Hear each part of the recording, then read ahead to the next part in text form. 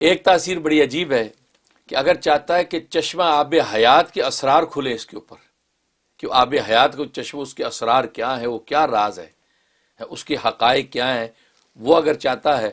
تو اس کی دعوت یعنی اس کی دعا اور ذکر شروع کرے۔ اس دعوت کو دعوت احیائی کہتے ہیں، حیات سے احیائی، تو دعوت احیائی کہتے ہیں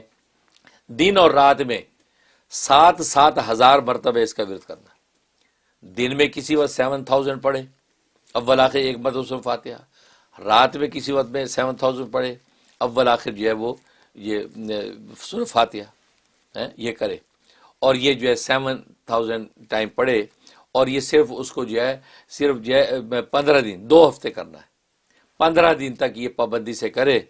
انشاءاللہ۔ اول تو 7 دن کے اندر ہی اس کو جو وہ آثار ظاہر ہونے لگیں گے، اور اللہ تبارک و تعالی جو ہے وہ اسرار چشمہ آب حیات کی اس پر کھول دیں گے، ورنہ 15 دن کے اندر انشاءاللہ اللہ کی رحمت ہوئی باذن الہی اس پر جو ہے چشمہ آب حیات کے راز کھل جائیں گے۔ یہ اس کی تاثیر، ان کی جب تربیت روحانی ہونے لگی تو اللہ تبارک و تعالی نے یہ نام ان کو دیا، اور وہ یہ ہے یا حیو حین لا حی فی دیمومت ملکی ہی و بقائی ہی یا حیو۔ تو مطلب اس کا یہ ہے کہ یا حیو، اے وہ زندہ ذات، یعنی اللہ کا نام ہے حی، اے وہ زندہ ذات کو جو زندہ رہے گی، حین لا حی، اس وقت میں بھی کہ جب کوئی زندہ نہیں رہے گا، فی دیمومت ملکی ہی، یعنی بادشاہ بھی اپنی بادشاہت کے دوام میں زندہ نہیں رہیں گے، یعنی ان کی بادشاہت کا دوام نہیں ہے،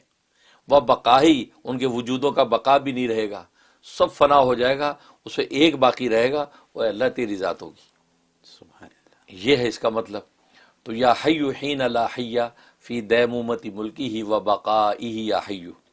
یہ ذکر جو حضرت خضر صلی اللہ علیہ وسلم کو دیا گیا، اور آپ نے اس کا ورد کرنا شروع کر دیا۔ تو بکثرت آپ جب اس کا ورد کرتے رہے اور وہ منزل جو تھی تکمیل کی وہاں تک پہنچ گئے، تو 3 ملائکہ 3 فرشتے اللہ تبارک و تعالی نے آپ کے پاس بھیج دیے۔